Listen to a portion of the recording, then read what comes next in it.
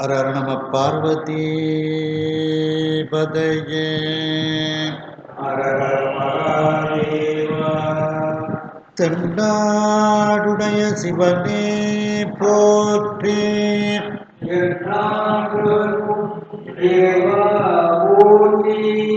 கலைநிறை கணபதிக்கு சரணம் சரணம். திருச்செந்தூர் முருகனுக்கு அரோகரா. திருவாவடுதுறை ஆதீன ஸ்ரீல ஸ்ரீ குருமாசனிதானம் அவர்கள் பொன்னார் திருவடிகளை வணங்கியும், தருமபுர ஆதீனம் நட்சத்திர குருமணிகள் ஸ்ரீல ஸ்ரீ குருமாசனிதானம் அவர்கள் பொன்னார் திருவடிகளை வணங்கியும், இந்த திருவிளையாடல் புராண சிந்தனையை செவ்வனே நடத்தி கொண்டிருக்கக்கூடிய கற்பக விநாயகம் ஐயா, சுப்பிரமணியன் ஐயா, ஆவுடையப்பன் ஐயா, கண்ணன் ஐயா, கோமதி நாயகம் ஐயா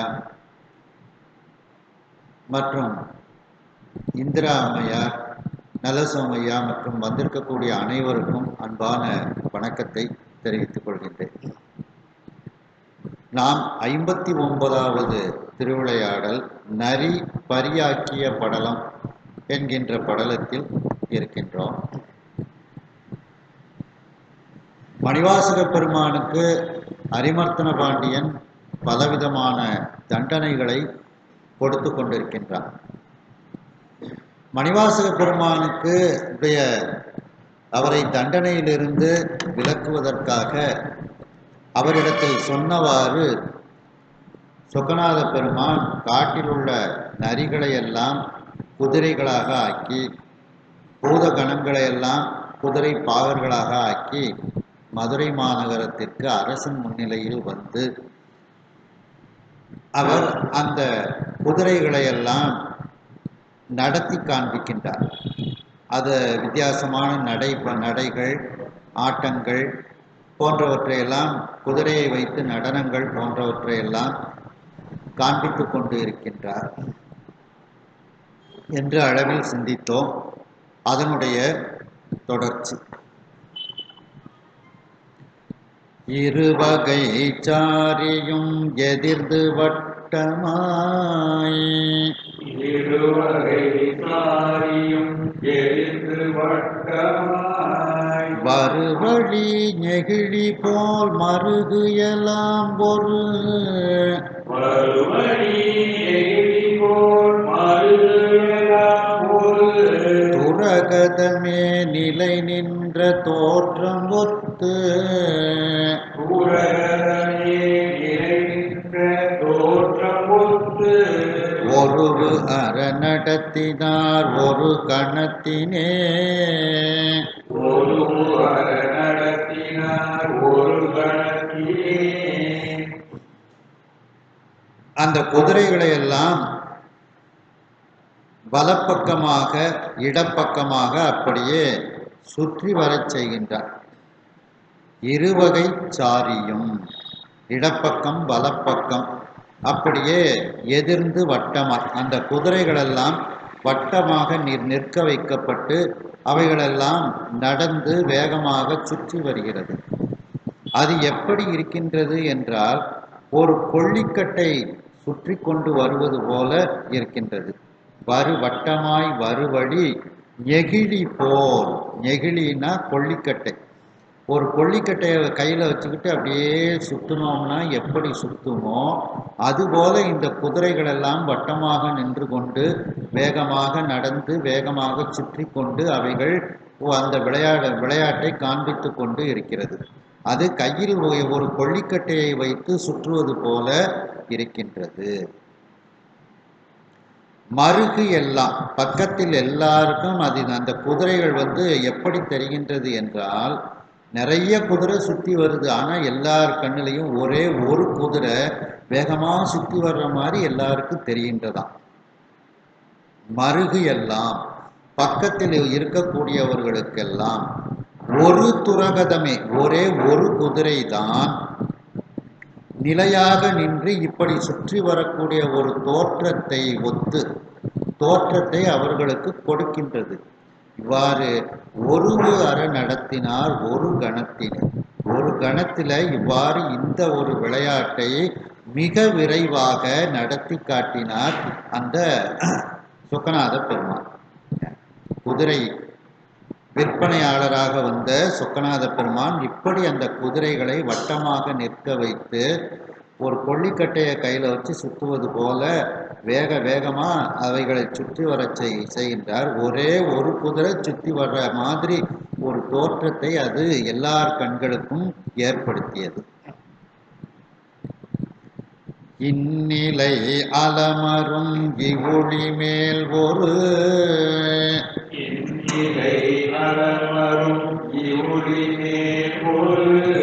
மின்னிலை வேலினான் வினவத்தம் கையில்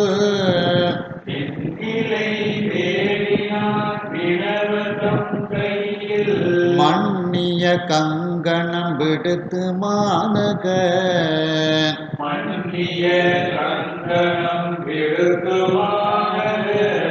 தன்னிலை காட்டிய தன்மை ஒத்தது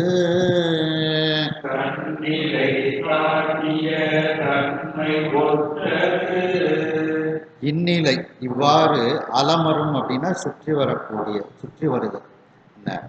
இப்படி சுற்றி வர குதிரைகள் முன்னாளில் குதிரைகள்லாம் எப்படி இருந்தது அப்படிங்கிறத இதில் வந்து சொல்கிறாங்க. மேல்னா முன்னாளில் வங்கியசேகர பாண்டியன் ஒரு பாண்டிய மன்னன் இருந்தான், நம்ம பார்த்தோம். மின்னிலை வேலினான், மின்னலை போன்று இலை போன்ற வேற்படையை கையில் வைத்திருக்கக்கூடிய பாண்டிய மன்னன். அந்த பாண்டிய மன்னன் யாரு?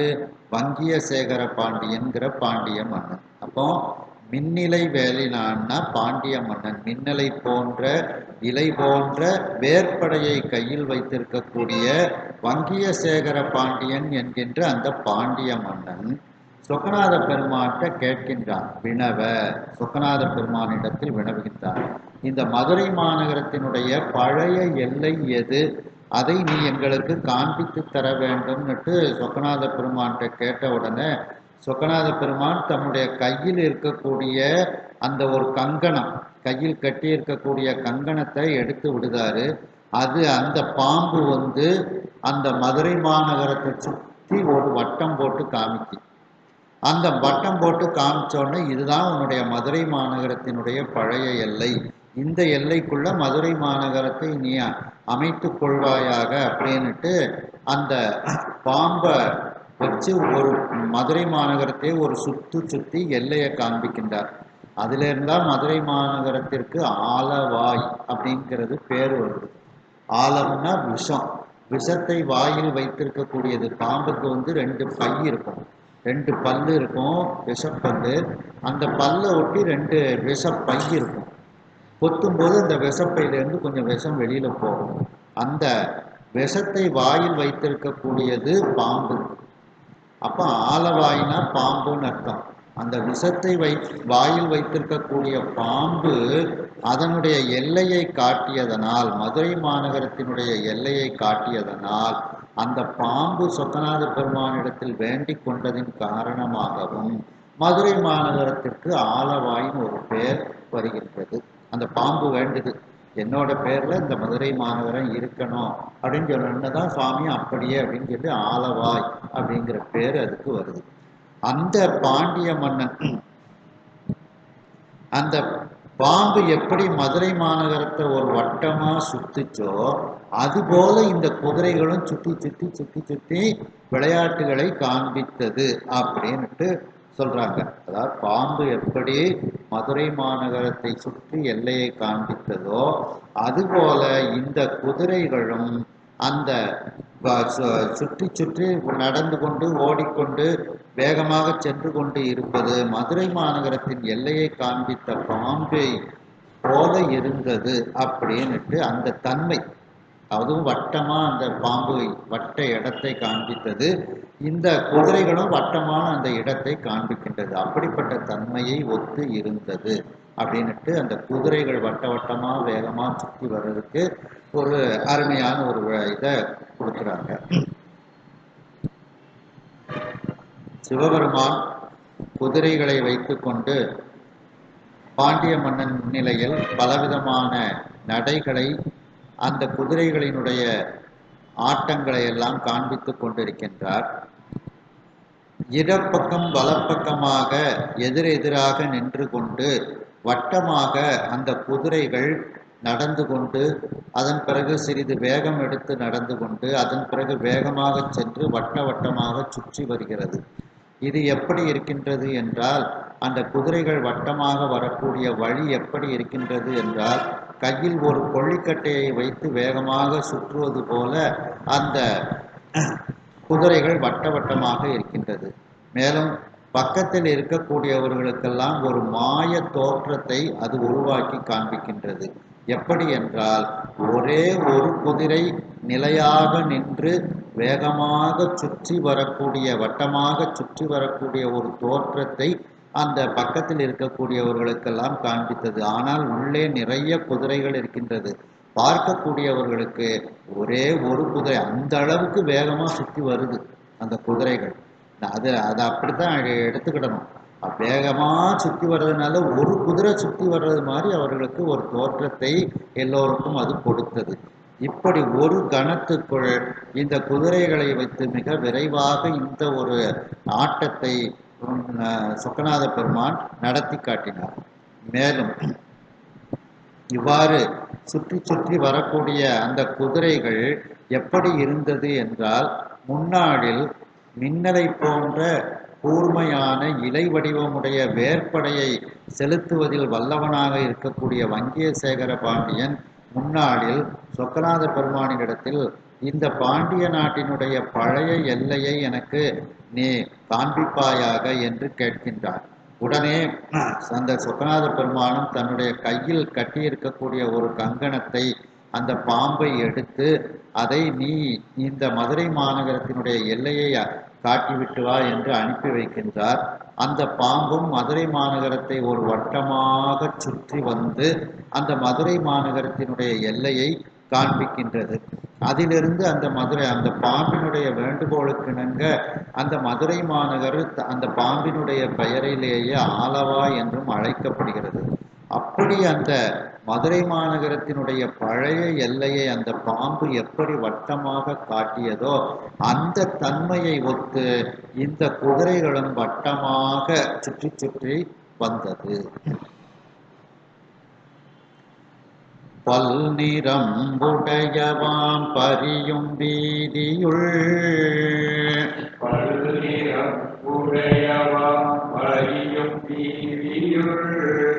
பின்னிய அரவு என, அந்த வாங்கிறத அரவு, பின்னிய அரவு என பின்னி வட்டமாய்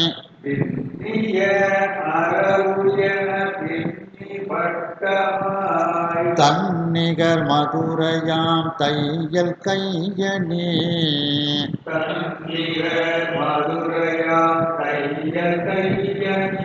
துண்ணிய பல்மணி தொடியும் போன்றவே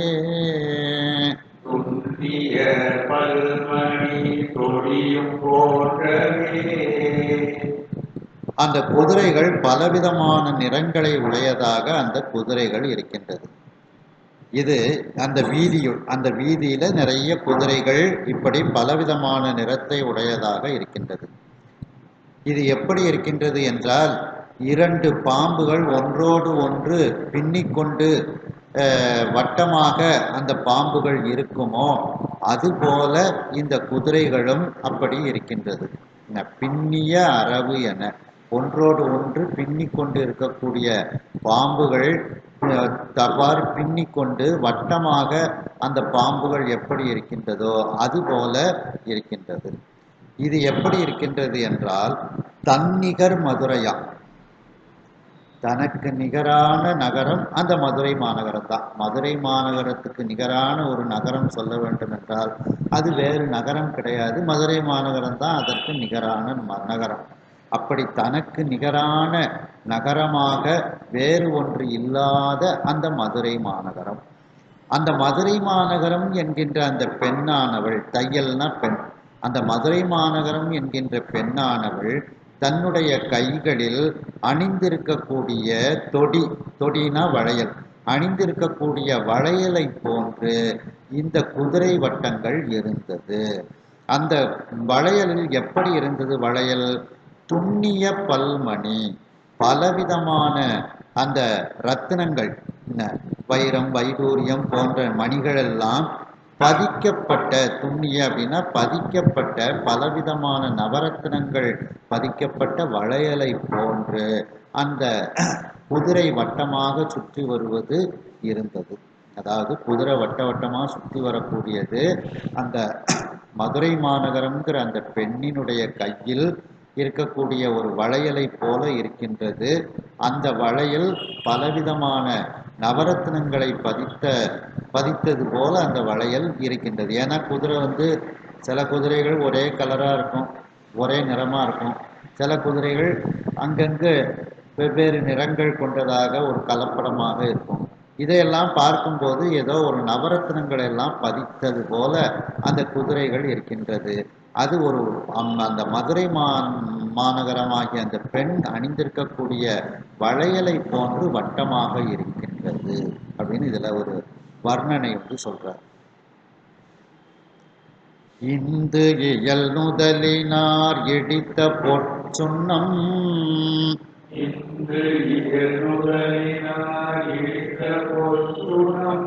சிந்திய மருகு இடை நடக்கும் தின்பரே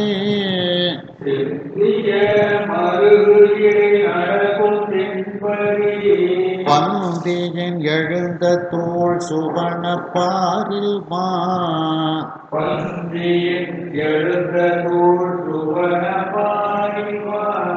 உந்திய எழுந்த பொற்பூழி ஒத்ததே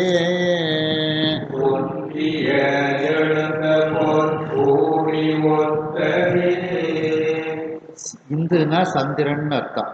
சந்திரனினுடைய இயல்பை ஒத்த நெற்றியை உடைய பெண்கள்.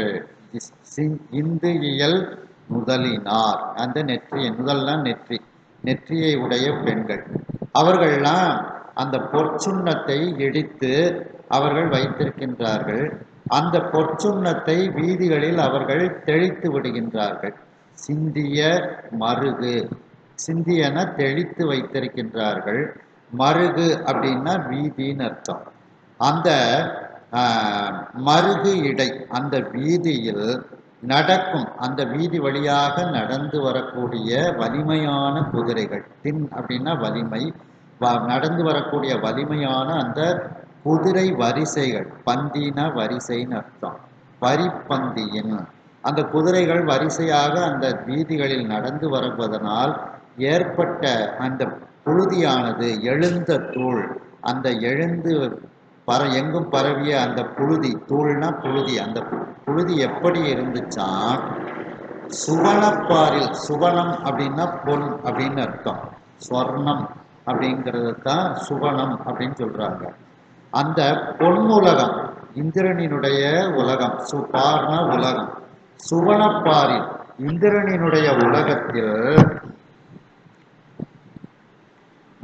உந்திய அவனுடைய உலகத்தில் இருக்கக்கூடிய குதிரைகள், மானா விலங்கு, இங்க குதிரைன்னு எடுத்துக்கிடணும். அந்த பொன்னுலகில் இருக்கக்கூடிய குதிரைகள் நடந்து செல்வதனால் அங்கே ஒரு புழுதி ஏற்படுகிறது. அந்த புழுதி எப்படிப்பட்ட புழுதியாம்? பொற்புழுதி. தரையில வந்து பொன் துகள்கள்லாம் இந்திரலோகத்துல இருக்குதான். அந்த பொன் துகள்கள் எல்லாம் அப்படியே மேலே பரவி வருகின்றது. நம்ம பூமியில வந்து மண்ணு துகள் இருக்கு. அந்த பொன்னுலகத்துல தரையில வந்து புழுதி வந்து தங்கத்தால ஆன புழுதிகள் இருக்கின்றதா. அந்த தங்க புழுதியெல்லாம் அப்படியே மேலே எழுந்து அந்த பொன்னுலகத்தில் வருவதை போல இந்த குதிரைகள் இப்பொழுது பாண்டிய நாட்டில் நடந்து வரும்போது அந்த புழுதியானது தங்க புழுதியை போல இருக்கின்றது. அதாவது பெண்கள் வந்து பொற்சுண்ணம் இடித்து வீதிகளில் தெளித்து வைப்பாங்க. அதாவது பொற்சுண்ணம்ங்கிறது சில மூலிகைகள்லாம் கலந்து இப்போ சாணி போட்டு மெழுகுறாங்க பார்த்தீங்களா, அது மாதிரி வீதிகளில் அவங்க வந்து வாசனைக்காக வேண்டி அந்த காலத்தில் அதை வந்து செஞ்சுருக்காங்க. அது அப்போ அந்த பொற்சுண்ணமும் வந்து ஒரு தங்கம் மாதிரி ஒரு நிறத்தை உடையதாக இருக்கும். என்ன, சாணியே பார்த்தீங்கன்னா ஓரளவுக்கு தங்க கலரில் தான் இருக்கும் அந்த இது. அப்போ அந்த பொற்சுண்ணம் வந்து குதிரை நடந்து வர்றதுனால புழுதியாக மேலே போகுது. அது வந்து தங்க புழுதியை போல அது மேலே செல்கிறது. இது எதை போல இருக்கின்றதுன்னா, பொன்னுலகத்தில் உள்ள குதிரைகள் நடந்து வரும்போது கீழே இருக்கக்கூடிய தங்க புழுதி, புலினா புழுதின்னு அர்த்தம். தங்க புழுதி எப்படி மேலே எழுந்து வருதோ அது போல இருக்கின்றது அப்படின்னுட்டு இந்த பாண்டிய நாட்டினுடைய செழுமை இதையெல்லாம் இதுல வந்து காண்பிக்கின்றார்கள். என்ன, அதாவது பொற்சுண்ணம் வாசனாதி திரவியங்கள் எல்லாம் இடிச்சு வீதியில் அவங்க வந்து தெளிச்சு வைக்கணும்னா எவ்வளவு செல்வந்தர்களாக அவங்க இருப்பாங்க அப்படிங்கிறத நம்ம வந்து சிந்திக்க வேண்டிய இடமாக இது இருக்கின்றது. அதாவது வாசனாதி திரவியங்கள் ஒரு பக்கம், அதில் சில மூலிகைகள்லாம் கலந்து இடித்து பண்ணுவாங்க. இந்த வேப்பலை, துளசி இந்த மாதிரி இதுகளெல்லாம் இடித்து வச்சு அதை கூட தெளித்து வைக்கிறதுனால இப்போதான கொசுப்பத்தி எல்லாம் வந்திருக்கு. அந்த காலத்தில் கொசுப்பத்தி கிடையாது. இந்த வாசலில் சாணியை போட்டு சுற்றிலும் மெழுகிட்டாலே கொசு உள்ளே வராது. அதை ஆமாம், கிருமி நாசினி. அதை விட்டுட்டோம், கொசு உள்ளவங்க வீட்லேயும் அவ்வளவு தரையும் ஓரளவுக்கு லேசாவது சாணியை போட்டு மெழுகிடுவாங்க. ஒரு கொசு உள்ள வராது, அப்படியே படுத்திருப்பாங்க. இப்போ தான் நம்ம அவ்வளோத்தையும் விட்டதுனால கொசுவாக வீட்டுக்குள்ளே ஆயிடும். அதுக்கு தான் இந்த பொற்சுண்ணங்கள்லாம் பயன்பட்டுருக்கும். இந்த பல நிறங்களை உடைய அந்த குதிரைகள் எல்லாம் வீதியில் வட்ட வட்டமாக நடந்து கொண்டு வருகிறது. இது எப்படி இருக்கின்றது என்றால், இரண்டு பாம்புகள் ஒன்றை ஒன்று பின்னிக்கொண்டு அவைகள் வட்டமாக எப்படி இருக்கின்றதோ அதுபோல இந்த குதிரைகளும் வட்ட வட்டமாக வந்து கொண்டிருக்கிறது. இது எப்படி இருக்கின்றது என்றால், மதுரை மாநகரம் என்கின்ற அந்த பெண்மணியானவள் தன்னுடைய கையில் அணிந்திருக்கக்கூடிய வளையலை போன்று இருக்கின்றது. தனக்கு நிகரில்லாத மதுரை மாநகரம் என்கின்ற பெண்ணானவள் தன்னுடைய கையில் அணிந்திருக்கக்கூடிய அந்த வளையலை போன்றும் இருக்கின்றது. அந்த வளையல் எப்படி இருக்கின்றது என்றால், பலவிதமான மணிகள், ரத்தினங்கள் பதித்த வளையலை போன்று இருக்கின்றது. அதாவது இந்த குதிரைகளினுடைய உடம்பில் பலவிதமான நிறங்களும் இருக்கின்றது, ஒரே நிறத்தை உடைய குதிரைகளும் இருக்கின்றது. இந்த பலவிதமான நிறத்தை உடைய குதிரைகளை எல்லாம் தூரத்திலிருந்து பார்க்கும் பொழுது அவைகள் பலவிதமான ரத்தினங்கள் பதித்த ஒரு வளையலை போல இருக்கின்றது. அந்த வளையலை மதுரை மாநகரம் என்கின்ற அந்த கூடல் மாநகர் பெண்ணானவள் கையில் அணிந்து இருப்பது போல அது இருக்கின்றது. மேலும் சந்திரனை ஒத்த நெற்றியை உடைய அந்த பெண்கள் எல்லாம் வீடுகளில் பொற்சுண்ணத்தை இடித்து வைத்து அவற்றை, அந்த வாசனாதி திரவியங்களை எல்லாம் தங்கள் வீட்டு வாசலில் அவர்கள் தெளித்து வைத்திருக்கின்றார்கள். இது ஒரு கிருமி நாசினியாகவும் அந்த காலத்தில் பயன்பட்டிருக்கின்றது. அப்படிப்பட்ட அந்த பெண்கள் சிந்திய அந்த பொற்சுண்ணம் சிந்திய அந்த வீதி வழியாக இந்த வலிமையான குதிரைகள் நடந்து வருகின்றது. அந்த குதிரைகள் நடந்து வரும் பொழுது, அந்த வரிசை வரிசையாக நடந்து வரும் பொழுது அவைகளுடைய கால் பட்டு அந்த எழுந்த அந்த தூசியானது பொன் தூசியை போல இருக்கின்றது. இது எதை போல இருக்கின்றது என்றால், அந்த பொன்னுலகத்தில் இருக்கக்கூடிய குதிரைகள், இந்திரனுடைய உலகமாகிய அந்த பொன்னுலகத்தில் இருக்கக்கூடிய குதிரைகள் நடந்து வரும் பொழுது அங்கே ஏற்படக்கூடிய அந்த தரையில் இருக்கக்கூடிய பொன்னாலாகிய புழுதி எப்படி மேலே வந்து நிற்கின்றதோ அதை போல இந்த மதுரை மாநகரத்தில் இந்த வீதிகளில் நடந்து வரக்கூடிய குதிரைகளினுடைய கால்பட்டு எழுந்த தூசியானது பொன் தூசியை போல இருக்கின்றது. தேவரும் மனிதரும் திருந்து கூடலார், தேவரும் மனிதரும் திருந்து கூடலார், யாவரும் குவப்புற இவுளி விட்டு விட்டு யாவரும் உவப்புற இருளிட்டு காவலல் முன்புரி கருணை மாக்கடல் காவலன் முன்புரி கருணை மாக்கடல் மாபெரும் திறனெல்லாம் வகுத்து தேற்றுமால் மாவரும் திறமெல்லாம் வகுத்து தேற்றுமார் தேவர்களும் மனிதர்களும் அந்த சிறந்த கூடல் மாநகரத்தில் இருக்கக்கூடிய மக்கள். திருந்து கூடலார்னா திருந்தியவர்கள், அதாவது சிறந்தவர்கள்னு அர்த்தம். அந்த கூடலார் அப்படின்னா கூடல் மாநகரத்தில் இருக்கக்கூடிய மக்கள் யாவரும், இன்னும் இருக்கக்கூடிய அனைவரும் உவப்புற, அந்த யாவரும்னா அதாவது கூடல் மாநகரத்தையே வசிப்பிடமாக கொண்டு இருக்கக்கூடியவர்கள். அப்போ அந்த இதை போட்டு யாவரும்னு எதுக்கு போடணும் அப்படின்னா, அந்த மதுரை மாநகரத்திற்கு பக்கத்தில் உள்ள கிராமங்கள்ல இருந்தெல்லாம் வேறு பகுதியில இருந்தெல்லாம் வந்திருக்கக்கூடியவர்கள், காரிய நிமித்தமாக வந்திருக்கக்கூடியவர்கள், அவர்கள் யாவரும் அப்படிங்கிறதுல சொல்றாங்க.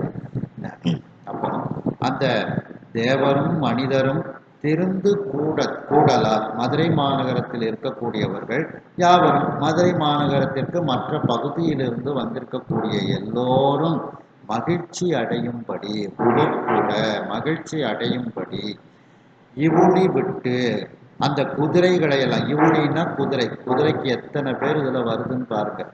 இவுளின்னா குதிரை, விட்டுனா செலுத்தி, அந்த குதிரைகளை செலுத்தி மண்காவலன் முன்குறியி, மண்காவலன் இந்த பூமி மண்டலத்தை காவலனாக, பூமி மண்டலத்திற்கு காவலனாக இருக்கக்கூடிய பாண்டிய மன்னன், மண்காவலன்னா பாண்டிய மன்னன்.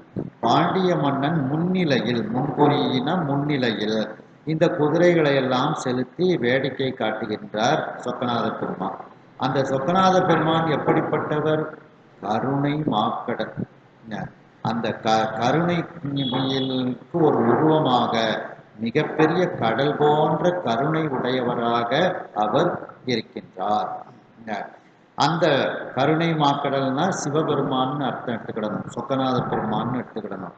அந்த சொக்கநாத பெருமான் மாவரும் திறனெல்லாம், மான்னா குதிரை, அந்த குதிரைகள் எங்கிருந்து வந்திருக்கின்றது அப்படிங்கிற அந்த நிகழ்ச்சிகளை எல்லாம் வகுத்து தேற்றுமால், வகுத்து இப்பொழுது பாண்டிய மன்னனுக்கு எடுத்து சொல்கின்றார் அந்த குதிரை வீரனாக வந்த சொக்கநாத பெருமான். அப்ப கருணை மாக்கடல்,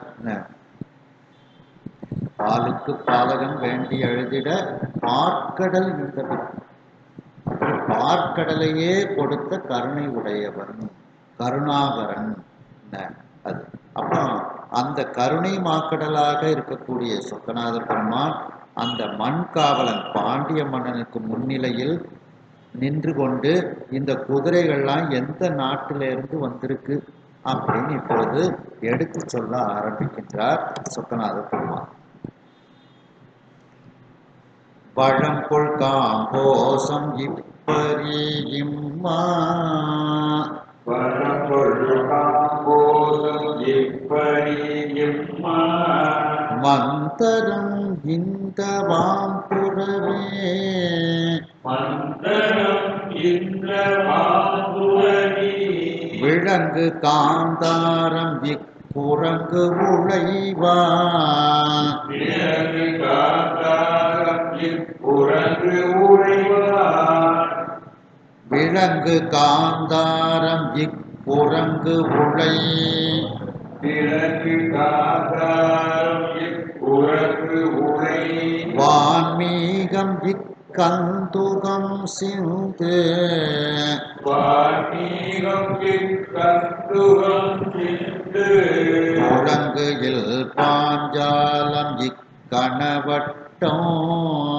துளவியில் பாஞ்சாலம் இக்கணவட்டம், துளுவம் இக்குதிரை இத்துரகம், துளுவம் இக்குதிரையின் துரகம், களங்கமில் இமயம் பருப்பதம் இந்த, கலங்கமில் இமயம் பருவதம் இந்த, மண்டிலம் கலிங்கம். கத்தியும் மண்டிலம் கலிங்கம். இப்ப இந்த குதிரைகள்லாம் எந்த நாட்டிலிருந்து கொண்டு வந்திருக்கிறேன் அப்படின்னுட்டு சுவாமி எடுத்து சொல்றார். வளங்கொள் காம்போசம் இப்படி இந்த இருக்கு பார்த்தீங்களா, இந்த குதிரை கூட்டம், இந்த குதிரை வளம் மிகுந்த அந்த காம்போஜ நாட்டிலிருந்து இந்த குதிரைகள் வந்திருக்கின்றது. இம்மா மந்தரம், மான குதிரை, இந்த குதிரைகள் எல்லாம் மந்தரமலை பகுதியிலிருந்து வந்திருக்கிறது. மந்தரம்னா மந்தரமலை. இந்த வாம் புறவி விலங்கு காந்தாரம். இந்த வாம்னா தாவி செல்லும்னு அர்த்தம். இந்த தாவி செல்லக்கூடிய இந்த புறவினா குதிரைன்னு அர்த்தம். இந்த குதிரைகள் எல்லாம் விலங்கு பொலிவு உடைய காந்தார நாட்டிலிருந்து இந்த குதிரைகள் வந்திருக்கிறது. விலங்குனா பொலிவு உடைய அப்படின்னு அர்த்தம். இக்குரங்கு உலை வான்மீகம். இந்த குரங்குன்னா வளைந்தன்னு அர்த்தம், உலைனா பிடரிமயிர். இந்த வளைந்த பிடரிமயிரை உடைய இந்த குதிரைகள் வான்மீக நாட்டிலிருந்து வந்திருக்கின்றது அப்படிங்கிறாங்க. குரங்குனா வளைந்த, உலைனா பிடரிமயிர். அப்ப இக்குரங்கு உலை, இந்த வளைந்த பிடரிமயிரை உடைய இந்த குதிரைகள் வான்மீக நாட்டிலிருந்து வந்திருக்கிறது. இக்கந்துகம் சிந்து, கந்துகம்னாலும் குதிரைன்னு அர்த்தம். சிந்துனா சிந்து நாடு, சிந்து நதி பாயக்கூடிய அந்த நாட்டிலிருந்து வந்திருக்கின்றது. துளங்குயில் பாஞ்சாலம் இக்கணவட்டம். கணவட்டம்னா குதிரைன்னு அர்த்தம். இந்த கணவட்டம், இந்த குதிரைகள் அந்த வளம் மிகுந்த பாஞ்சால நாட்டிலிருந்து வந்திருக்கின்றது. புழுவம் இக்குதிரை, இந்த குதிரைகள் புழுவ நாட்டிலிருந்து வந்திருக்கின்றது. இத்துரகம் களங்கமில் இமயம். இந்த துரகம்னாலும் குதிரை. இந்த குதிரைகள் களங்கமில்லாத, குற்றமில்லாத இமயமலை பகுதியில் இருந்து வந்திருக்கின்றது. பருப்பதம் இந்த கற்கி. கற்கினாலும் குதிரைன்னு அர்த்தம். அந்த திருமாலினுடைய 10வது பிறவி கல்கி அவதாரம் அப்படின்னு சொல்றாங்கல்ல, அதனால கல்கி அப்படின்னா குதிரைன்னு அர்த்தம். இந்த குதிரையும் பருப்பதம் அப்படின்னா மலைன்னு அர்த்தம். இங்க ஸ்ரீசைலம்னு அர்த்தம் எடுத்துக்கிடணும். அந்த ஸ்ரீசைலம் என்கின்ற அந்த நாட்டிலிருந்து இந்த குதிரைகள் வந்திருக்கின்றது. இம்மண்டிலம் கலிங்கம். மண்டிலம்னா குதிரை கூட்டம்னு அர்த்தம். இந்த குதிரை கூட்டம் கலிங்க நாட்டிலிருந்து வந்திருக்கின்றதுன்னுட்டு எந்த நாட்டிலிருந்தெல்லாம் குதிரைகள் வாங்கியிருக்கிறேன் அப்படிங்கிறத அந்த பாண்டிய மன்னனிடத்தில் குதிரை வியாபாரியாக வந்த சொக்கநாத பெருமாள் எடுத்து கூறுகின்றார். தேவர்களும் மனிதர்களும் சிறந்த மக்களாகிய கூடல் மாநகரத்தில் இருக்கக்கூடியவர்களும், கூடல் மாநகரத்திற்கு பக்கத்தில் இருந்து வெளியூர்களிலிருந்து வந்திருக்கக்கூடியவர்களும், வெளிநாட்டிலிருந்து வந்திருக்கக்கூடிய அனைவரும் மகிழ்ச்சி அடையுமாறு அந்த குதிரைகளையெல்லாம் அந்த மண் காவலனாகிய பாண்டிய மன்னன் முன்னிலையில் அந்த சொக்கநாத பெருமான் இவ்வாறு பலவிதமான நடைகளை காண்பித்து, விளையாடல்களை காண்பித்து அவைகளை நடத்தி காட்டினான். அந்த கருணை மா கடலாக இருக்கக்கூடிய, கருணை கடலாக இருக்கக்கூடிய சொக்கநாத பெருமான். அடுத்து மன்னன் முன்னிலையில் சென்று அந்த குதிரைகள் எல்லாம் எந்த நாட்டிலிருந்து வந்திருக்கின்றது என்பதை முறைப்படி வகுத்து இப்பொழுது அந்த மன்னனிடத்தில் எடுத்து கூறுகின்றார் அந்த குதிரை வியாபாரியாக வந்த இறைவன். இந்த குதிரை கூட்டங்கள் வளம் மிகுந்த இப்பரிக்கூட்டங்களாகிய இந்த குதிரை கூட்டங்கள் வளம் மிகுந்த காம்போஜ நாட்டிலிருந்து வந்திருக்கின்றது. இந்த மா என்கின்ற இந்த குதிரைகள் மந்தரமலையை ஒட்டிய நாட்டிலிருந்து வந்திருக்கின்றது. இந்த தாவி செல்லக்கூடிய புறவி என்கின்ற இந்த குதிரைகள் பொலிவுடைய காந்தார நாட்டிலிருந்து வந்திருக்கின்றது. இந்த வளைந்த பிடரி மயிரை உடைய இந்த குதிரைகள் வான்மீக நாட்டிலிருந்து வந்திருக்கின்றது. இந்த கந்துகம் என்ற இந்த குதிரைகள் சிந்து நாட்டிலிருந்து வந்திருக்கின்றது. இந்த துன்பமில்லாத இந்த பாஞ்சால நாட்டிலிருந்து இந்த கணவட்டம் என்கின்ற இந்த குதிரைகள் வந்திருக்கின்றது. துளுவ நாட்டிலிருந்து இந்த குதிரைகள் வந்திருக்கின்றது. துரகம் என்கின்ற இந்த குதிரைகள் களங்கமில்லாத இமயமலை பக்கத்திலிருந்து வந்திருக்கின்றது.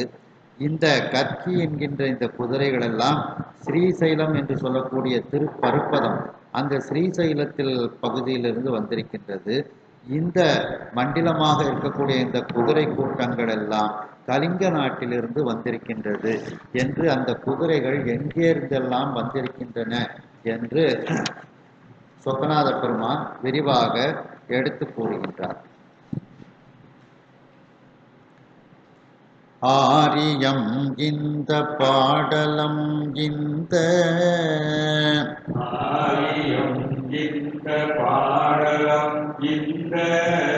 அச்சுவம் கூர்ச்சரம் இந்த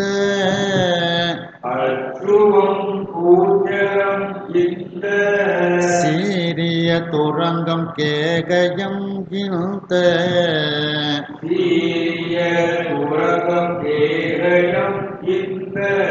திரள் ஒரு கொய்யுளையவனோ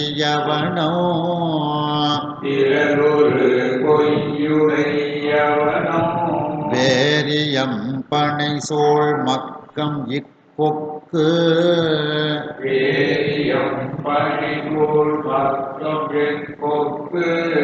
விரிபொடில் வனாயுசம் இந்த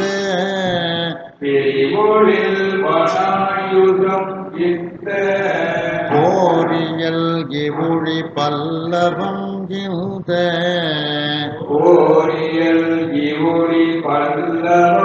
இந்த கொலம்புனை தார் நெடும் பாய்மா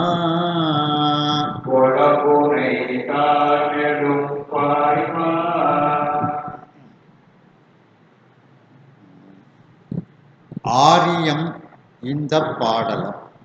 பாடலம்னாலும் குதிரை என்ன, பாடலம், அச்சுவம், துரங்கம், பொக்கு இதெல்லாம் குதிரையை குறிக்கக்கூடிய சொற்கள்.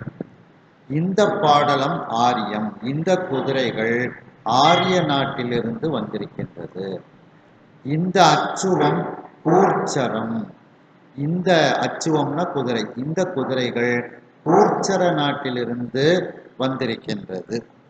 கூர்ச்சரம் கூர்ச்சரம் அப்படிம்பாங்க. இந்த சீரிய துரங்கம் கேகயம், துரங்கம்னாலும் குதிரை, இந்த சீர் மிகுந்த இந்த குதிரைகள் கேகய நாட்டிலிருந்து வந்திருக்கின்றது.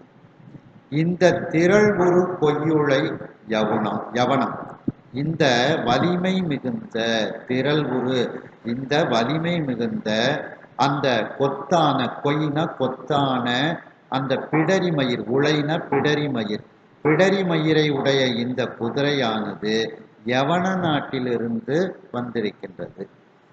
வேரியம் பனைசூழ் மக்கம் இக்கொக்கு, கொக்குனா குதிரை, இந்த குதிரைகள் அந்த அழகிய வயல்கள் சூழ்ந்திருக்கக்கூடிய மக்க நாட்டிலிருந்து இந்த குதிரைகள் வந்திருக்கின்றது. விரிபொழில் வனாயுசம் இந்த போரியல் இவுழி, இந்த போர் புரியக்கூடிய இயல்பை உடைய, போரில் சிறந்த வல்லமை வாய்ந்த இவுளினாலும் குதிரை, இந்த இவுளியானது, இந்த குதிரையானது பொழில் விரிந்த பொழில்கள் சூழ்ந்து இருக்கக்கூடிய வனாயுசம் என்ற நாட்டிலிருந்து வந்திருக்கின்றது. பல்லவம் இந்த பொலம்புனை தார் நெடும் பாய்மா, இந்த பொன்னால், பொலம்னா பொன்னுன்னு அர்த்தம், பொன்னால் செய்யப்பட்ட அழகிய மணிகள் கோர்க்கப்பட்ட மாலைகளை உடைய, தார்னா மாலை, மாலையை அணிந்திருக்கக்கூடிய நீண்ட இந்த பாய்ந்து செல்லக்கூடிய குதிரை, இந்த குதிரைகளெல்லாம் பல்லவ நாட்டிலிருந்து வந்திருக்கின்றது. அப்போ பல்லவ நாட்டில் இருக்கக்கூடிய குதிரைகளை அவர்கள் ரொம்ப அழகா கழுத்தில் ஆபரணங்கள் எல்லாம் அணிவித்து அதை வந்து அழகுபடுத்தி வைத்திருக்கின்றார்கள். அந்த பல்லவ நாட்டிலிருந்து வந்த குதிரைகள் இவைகள் அப்படின்ட்டு சொல்ல எந்த நாட்டிலிருந்தெல்லாம் இந்த குதிரைகள் கொண்டு வந்திருக்கோம் அப்படின்னு சொல்லி சுவாமி எடுத்து கூறுகின்றார். பொலம்புனை அப்படின்னா பொலம்புனைத்தார்னா பொன்னாலாகிய அழகிய கிண்கிணி மாலையை கழுத்தில் அணிந்திருப்பது அப்படின்ட்டு. நெடும் பாய்மா நீண்ட தூரம் பாய்ந்து வேகமாக செல்லக்கூடிய குதிரை அப்படின்ட்டு அதுக்கு பொருள். கற்றவர் புகழ் சௌவீரம் இக்கோரம்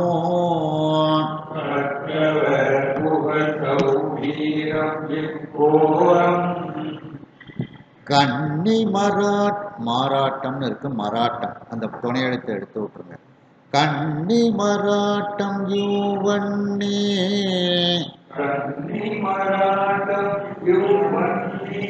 கொற்றவர் பயில் வாசந்திகம் இழ்ந்த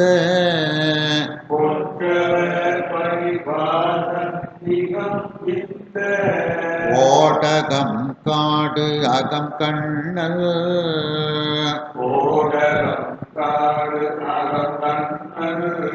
உற்ற கான்மீரம் இவ்வயம் இழ்ந்த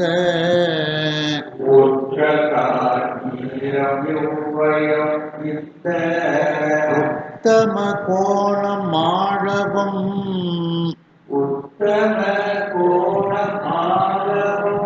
இவ்வெற்றி சேர் குந்தம் கந்தரம் இழ்ந்த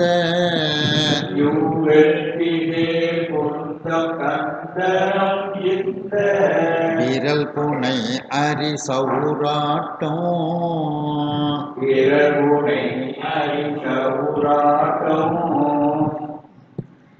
கற்றவர்கள் அதாவது புலவர்கள் எல்லாம் புகழக்கூடிய சவ்வீரம்ங்கிறது ஒரு நாடு. அந்த நாட்டில் இருக்கக்கூடியது இந்த கோரம். கோரம்னா குதிரைன்னு அர்த்தம். இலக்கிய கொடுத்துருப்பாங்க பாருங்க. கோரம், வன்னி, கோடகம், பயம், கோணம், குந்தம், அரி இதெல்லாம் குதிரையை குறிக்கக்கூடிய சொற்கள். அப்ப இக்கோரம் இந்த கோரம் என்கின்ற இந்த குதிரைகள் எல்லாம் புலவர்களெல்லாம் புகழக்கூடிய சவ்வீர நாட்டிலிருந்து வந்திருக்கின்றது. அடுத்து கன்னி மராட்டம் இவ்வன்னி. வன்னினா குதிரை. இந்த வன்னிங்கிற இந்த குதிரைகள் எல்லாம் அந்த காவல் மிகுந்த மராட்டிய தேசத்திலிருந்து வந்திருக்கின்றது. கன்னினா காவல் அப்படிங்கிற ஒரு அர்த்தம் உண்டு. அந்த காவல் மிகுந்த மராட்டிய தேசத்திலிருந்து இந்த குதிரைகள் வந்திருக்கின்றது. கொற்றவர் பயில் வாசந்திகம் இந்த கோடகம். கோடகம்னாலும் குதிரை.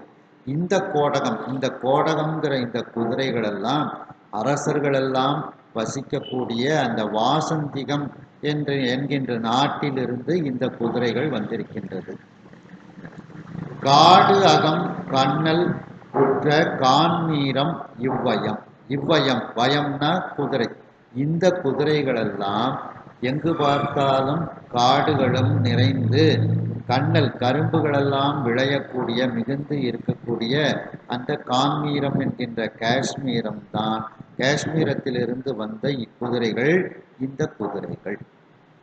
இந்த உத்தம கோணம் மாழவம். கோணம்னா குதிரை. இந்த உத்தமமான குதிரைகள் எல்லாம் மாழவ தேசத்திலிருந்து வந்திருக்கின்றது. இவ்வெற்றி சேர் குந்தம் கந்தரம். இந்த வெற்றியை தரக்கூடிய குந்தம்னா குதிரைன்னு அர்த்தம். இந்த வெற்றியை சேர்க்கக்கூடிய இந்த குதிரைகள் கந்தரம்னா காந்தார நாடுன்னு அர்த்தம். அந்த காந்தார நாட்டிலிருந்து இந்த குதிரைகள் வந்திருக்கின்றது.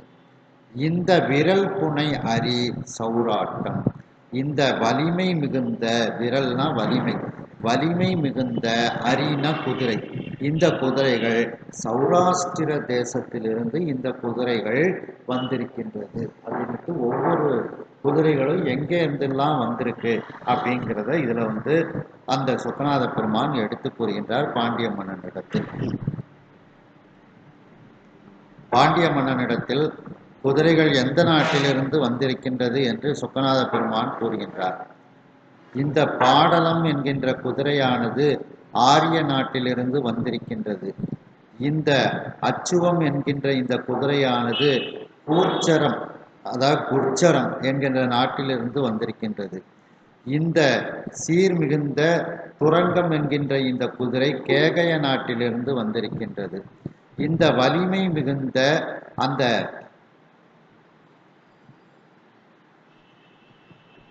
கொத்தான பிடரி மயிரை உடைய இந்த குதிரையானது யவன நாட்டிலிருந்து வந்திருக்கின்றது. இந்த கொக்கு என்கின்ற இந்த குதிரையானது அழகிய வயல்வெளிகள் சூழ்ந்து இருக்கக்கூடிய மக்கம் என்கின்ற நாட்டிலிருந்து வந்திருக்கின்றது. மேலும் இந்த போரியல் இவழி, போர் புரியக்கூடியதில் வல்லமை வாய்ந்த இவுளி என்கின்ற இந்த குதிரையானது விரிந்த பொழில்கள் சூழ்ந்த வனாயுசம் என்கின்ற நாட்டிலிருந்து வந்திருக்கின்றது. மேலும் பொன்னால் செய்யப்பட்ட அழகிய கிண்கிணி மாலைகளை மாலையாக அணிந்திருக்கக்கூடிய நீண்ட தூரம் பாய்ந்து செல்லக்கூடிய இந்த குதிரையானது பல்லவ நாட்டிலிருந்து வந்திருக்கின்றது. மேலும் புலவர்களெல்லாம் புகழக்கூடிய இந்த கோரம் என்கின்ற குதிரையானது புலவர்கள் புகழக்கூடிய சவ்வீர நாட்டிலிருந்து வந்திருக்கின்றது. மேலும் இவ்வன்னி என்கின்ற இந்த குதிரைகளெல்லாம் காவல் மிகுந்த மராட்டிய தேசத்திலிருந்து வந்திருக்கின்றது. மேலும் இந்த கோடகம் என்கின்ற குதிரையானது அரசர்களெல்லாம் வசிக்கக்கூடிய வாசந்திகம் என்கின்ற நாட்டிலிருந்து இந்த குதிரைகள் வந்திருக்கின்றது. மேலும் பயம் என்கின்ற இந்த குதிரைகளெல்லாம் காடுகள் நிறைந்து கரும்புகளெல்லாம் விளையக்கூடிய காஷ்மீரம் என்கின்ற நாட்டிலிருந்து இந்த குதிரைகள் வந்திருக்கின்றது.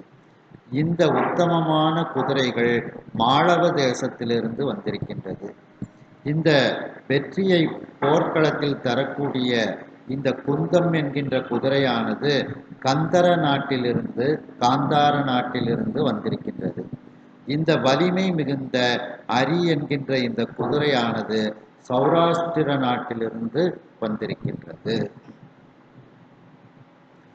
விரிபொழில் சாலி வேய்மிகு கிள்ளை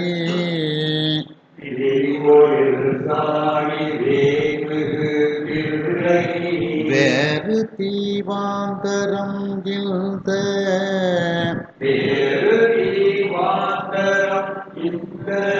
குரகதம் இந்த குரகதம் கொண்டல்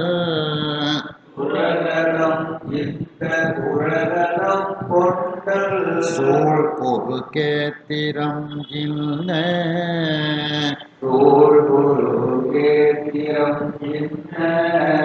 பரவு பல்வேறு தேயமும் உள்ள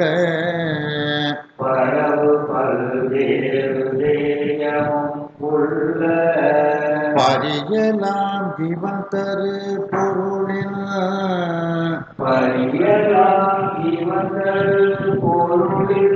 விரவிய நசையால் கொணர்ந்து இவர் வந்தார்.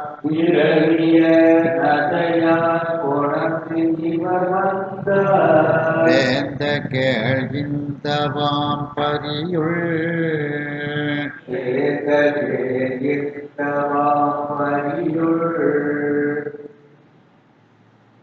அதாவது வேய்மிகு கிள்ளை, வேய்மிகுன்னா ஒப்பனை மிக்கன்னு அர்த்தம்.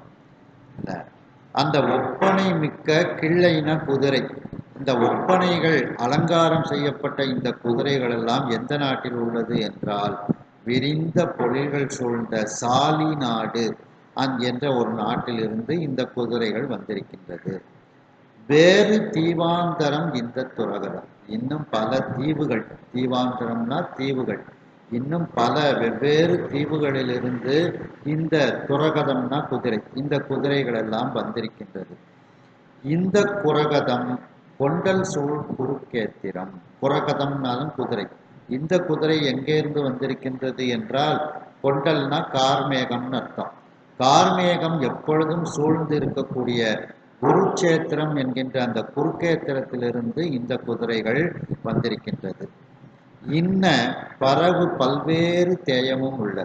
இவ்வாறு எல்லாராலும் சொல்லப்படக்கூடிய பலவேறு தேயம்னா தேசம், பலவேறு தேசத்தில் இருக்கக்கூடிய குதிரைகள் எல்லாம் இங்கே கொண்டு வந்திருக்கின்றோம். எதற்காக கொண்டு வந்தோம்?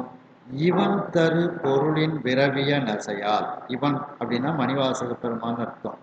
இந்த உங்க மந்திரியாக இருக்கின்றாரே, அந்த மந்திரியார் எங்கள்கிட்ட நிறைய பொண்ணும் பொருளும் கொடுத்துட்டார். இவன் தரு பொருளின், இந்த மந்திரியாகிய மணிவாசக பெருமான் தந்த பொருளின் மீது எங்களுக்கு ஆசை ஏற்பட்டதனால், விரவிய நசையால், நசைனா ஆசை. நமக்கு இவ்வளவு பொண்ணும் பொருளும், அவருக்கு வேண்டிய பொண்ணும் பொருளும் தந்திருக்காரு. நாம அதற்கு தகுந்தாப்புல மிகவும் தரமான குதிரைகளை நாம் கொண்டு போய் கொடுக்க வேண்டும் அப்படிங்கிற எங்களுடைய விருப்பத்தின் காரணமாக உணர்ந்து இந்த குதிரைகளை எல்லாம் இங்கே கொண்டு வந்து, இவர் வந்தார், என் கூட வந்திருக்காங்களே, இவங்க எல்லாரும் இந்த குதிரைகளை இங்க கொண்டு வந்து சேர்த்திருக்கின்றார்கள். வேந்த கேள் மன்னனே, பாண்டிய மன்னனே, நான் சொல்வதை கேட்பாயாக. இந்த வாம்பரியும், இந்த தாவி செல்லக்கூடிய குதிரைகள் எப்படிப்பட்ட ஒரு சகுனங்களை, எப்படிப்பட்ட ஒரு நன்மைகளை உடையது, எப்படிப்பட்ட நிறத்தை உடையதுங்கிறத நான் உங்கள்கிட்ட சொல்றேன் அப்படின்ட்டு அந்த குதிரை வாணிகனாக வந்து சொக்கநாத பெருமான் பாண்டியனிடத்தில் மேலும் எடுத்து கூறுகின்றார்.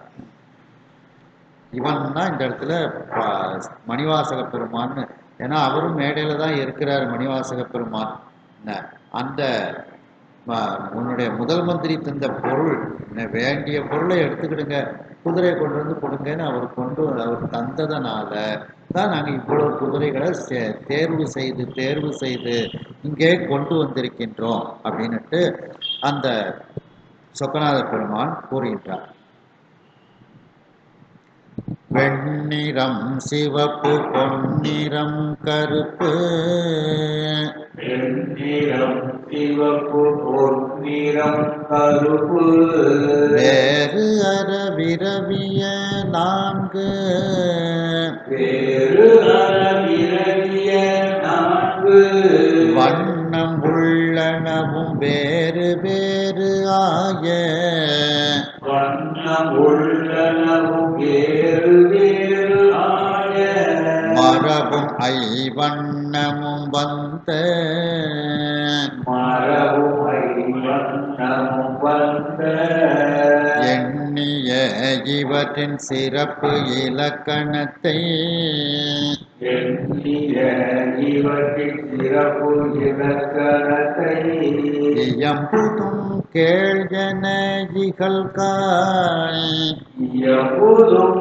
கேள்வென இகழ்வாய், அண்ணலம் கழித்தார்க்கு அருமறை பரிமேல், அண்ணலம் கலிகாக்கு அருமறை பரிமேல், அழகியார் அடைவுடல் விரிப்பார், அழகிய அடைவுடன் விரிப்பார். வெண்ணிறம் வெண்மையான நிறம், சிவப்பு சிவப்பு நிறம், பொன்னிறம் பொன் போன்ற நிறம், கருப்பு நிறம், இவைகளெல்லாம் வேறுபாடு இன்றி கலந்த. வேறு அரண வேறுபாடு இன்றி, விரவியன கலந்தன்னு அர்த்தம். என்ன சோத்தை விரவி சாப்பிடுன்னு சொல்லுவாங்க. விரவினா கலந்து சாப்பிடுன்னு அர்த்தம். அது அப்ப விரவியன கலந்த. இப்படி இந்த 4 நிறங்களும் வேறுபாடு இன்றி கலந்த அந்த 4 வண்ணம் உள்ளனவும், அந்த 4 நிறங்களும் குதிரைகள்கிட்ட இருக்கின்றது. சரி, தனித்தனி கலர் நிறமாகவும் அந்த குதிரைகள் இருக்கின்றது. வேறு வேறு ஆய மரபும், தனித்தனியே ஒவ்வொரு நிறமுடைய அப்படிப்பட்ட மரபு உடைய குதிரைகளும் அங்கே இருக்கின்றது. ஐவண்ணமும் 5 விதமான நிறங்களை உடையதாக இருக்கிறது. வந்த எண்ணிய இவற்றின் இவ்வாறு நான் கொண்டு வந்த இவற்றினுடைய சிறப்பான இலக்கணத்தை நான் கூறுகின்றேன் கேட்பாயாக. இந்த குதிரைகளினுடைய சிறப்பான இலக்கணத்தை பற்றி நான் உன்னிடத்தில் கூறுகின்றேன், அதை நீ கேட்பாயாக பாண்டிய மன்னனே அப்படின்னுட்டு பாண்டிய மன்னனிடத்தில் கூறுகின்றார். அந்த பாண்டிய மன்னன் எப்படிப்பட்டவன்? இகல் காய், இகல்னா பகைவர்கள், காய்னா காய்ந்தவன், பகைவர்களை தண்டிக்கக்கூடியவனாகவும் அண்ணலாகவும் இருக்கக்கூடியவராகவும் அழகிய யானைப்படையை, யானை போன்றவன் அப்படின்னு அர்த்தம் எடுத்துக்கிடலாம், இல்லை அழகிய யானைப்படையை உடைய அந்த பாண்டிய மன்னன். அந்த பாண்டிய மன்னனுக்கு நான் சொல்வதை கேட்பாயாகன்னு எடுத்து கூறுகின்றார். அப்புறம் இகழ்காய் அன்னலம் கழிற்றார்க்கு அப்படின்னா பாண்டிய மன்னன் அர்த்தம். அந்த பாண்டிய மன்னனிடத்தில் யார் எடுத்து கூறுகின்றார்? அருமறை பரிமேல் அழகியார் அடைவுடன் விரிப்பார். அழகிய அந்த வேதங்களையே குதிரையாக கொண்டு அந்த பரிமேல், அந்த குதிரை மேல் அழகியராக இருக்கக்கூடிய அந்த பெருமான் அடைவுடன், அடைவுன்னா சிறப்பாக, அடைமொழி கொடுத்தும் பேசுவான்னு சொல்லுவோம் பார்த்தீங்களா, அப்படி மிகவும் சிறப்பாக விரித்து கூறுகின்றார் அந்த குதிரைகளினுடைய இலக்கணத்தை பற்றி அந்த குதிரை வாணிகனாக வந்த பெருமான். அடைவுடன்னா சிறப்பாக அப்படின்னு அர்த்தம். அப்போ அருமறை பரிமேல் அழகியார்னா சிவபெருமான் அர்த்தம். அதுல இருந்து வந்ததுதான் பரிமேல் அழகர் அப்படிங்கிறது. குதிரை மேல் அழகர் அப்படின்னு சிவபெருமானத்தான் அது குறிக்கும். ஆனால் திருக்குறளுக்கு பரிமேல் அழகர் உரை தான் மிகச்சிறந்த உரையாக இருக்குது. அவர் பேரை பார்த்தீங்கன்னா சிவபெருமான் பேர் தான் பரிமேல் அழகர் அப்படின்னா. அதான் இந்த பரிமேல் அழகியார்னா குதிரை மேல் இருக்கக்கூடிய அழகிய சிவபெருமான் அப்படின்னு அர்த்தம்.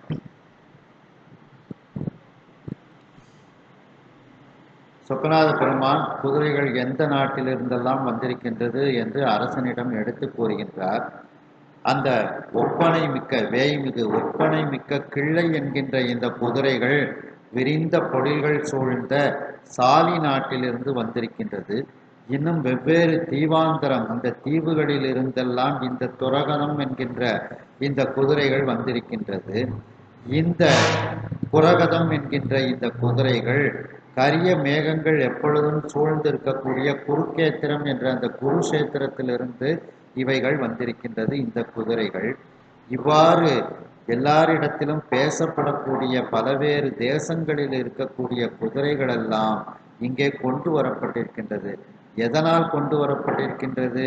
உங்கள் பக்கத்தில் இருக்கின்றாரே அந்த அமைச்சர், முதலமைச்சராகிய அந்த மணிவாசக பெருமான் தந்த பொருளின் மீது எங்களுக்கு ஏற்பட்ட ஆசையின் காரணமாக இந்த தரமான குதிரைகளை எல்லாம் இங்கே கொண்டு வந்து நாங்கள் தந்திருக்கின்றோம். கொணர்ந்து இவர் வந்தார், இங்கே நாங்கள் இவற்றை எடுத்துக்கொண்டு வந்திருக்கின்றோம். அரசனே கேட்பாயாக, இந்த தாவி செல்லக்கூடிய குதிரைகள் எப்படிப்பட்ட நிறத்தை உடையதாக இருக்கின்றது என்பதை நான் கூறுகின்றேன் கேட்பாயாக. வெண்மையான நிறம், சிவப்பு நிறம், தங்க நிறம், கருப்பு நிறம், இவைகளெல்லாம் வேறுபாடு இன்றி கலந்து இருக்கக்கூடிய 4 விதமான நிறங்கள் உள்ளனவாக இந்த குதிரைகள் இருக்கின்றது.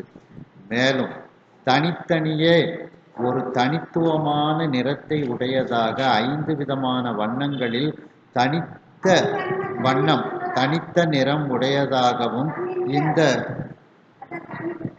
வண்ணமும் இந்த எண்ணிய இவற்றின் சிறப்பு இலக்கணத்தை, இவ்வாறு தனித்தனி நிறத்தை உடைய இந்த குதிரைகளெல்லாம் இங்கே இருக்கின்றது.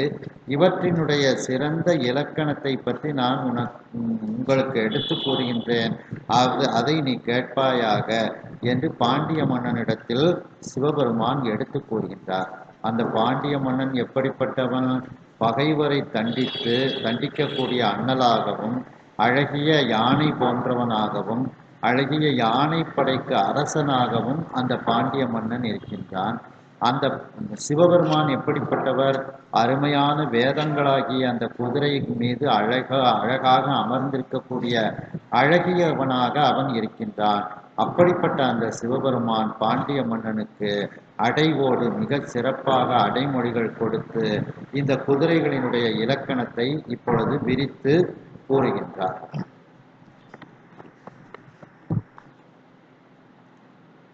வெள்ளி நித்திலம் பால் சந்திரன் சங்கு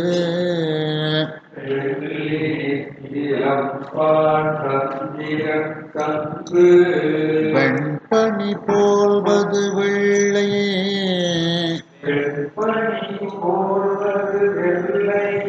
துள்ளிய புறவி மாதுளம் போது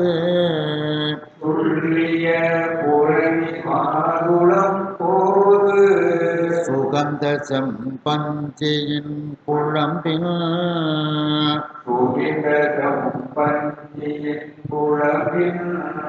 சுகந்தன்னு ஒரு பாடாந்திரம் இருக்கு. தெள்ளிய நிறத்த செம்பரி மாமை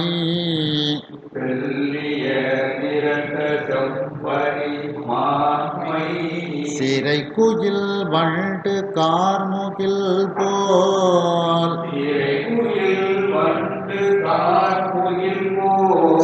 ஒள்ளிய கரிய பரியரி அழல் ஆன்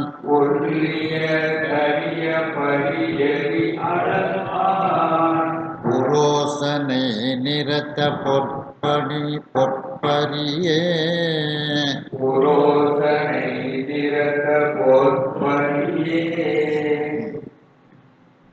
இந்த வெள்ளை குதிரைகள் எப்படிப்பட்ட நிறத்தை உடையதாக இருக்கிறது அப்படின்னுட்டு இந்த வெள்ளை குதிரைக்கு நிறத்துக்கு ஒரு பொருட்களை கூறுகின்றார். வெள்ளியை போல குதிரைகள், நித்திலம்னா முத்து, முத்து போன்ற வெண்மை நிறம், பால் போன்ற வெண்மை நிறம், சந்திரனை போன்ற வெண்மை நிறம், சங்கு கடல்ல இருந்து கிடைக்கக்கூடிய சங்கு போன்ற வெண்மை நிறம், வெண்பனி வெண்மையான பனி, அந்த பனிகள் எப்படி வெண்மை நிறமாக இருக்கிறதோ அதை போன்று இப்படிப்பட்ட நிறத்தை உடையவதாக வெள்ளை துள்ளிய புறவி, அந்த வெள்ளை நிறம் எங்கும் துள்ளியென படர்ந்து இருக்கக்கூடிய அந்த குதிரைகள் அங்கே இருக்கின்றது. அடுத்து சிவப்பு குதிரை எப்படி இருக்கின்றது அப்படின்னா மாதுளம் போது, அந்த மாதுளம் மலர், போதுன்னா மலர்னு அர்த்தம், அந்த மாதுளை மலர் எப்படி சிவப்பு கலரா இருக்குமோ அது போன்ற நிறம்.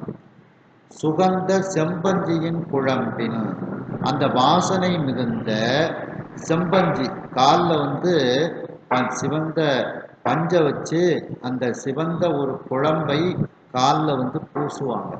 இந்த ஆடி செவ்வாய் ஆடி வெள்ளிலெல்லாம் பெண்கள் காலில் அந்த செம்பஞ்சி குழம்பை பூசுவாங்க. அது கூடியான மட்டுக்கும் அது ஒரு மூலிகைகளால் தயார் பண்ணதாகவும் இருந்திருக்கு. தற்போது அது என்ன அப்படின்னா அந்த சுண்ணாம்பையும் எலுமிச்சம்பழத்தையும் சேர்த்து அதை ஒரு சிகப்பு கலராக அது ஒரு காலுக்கு தேய்ப்பாங்க.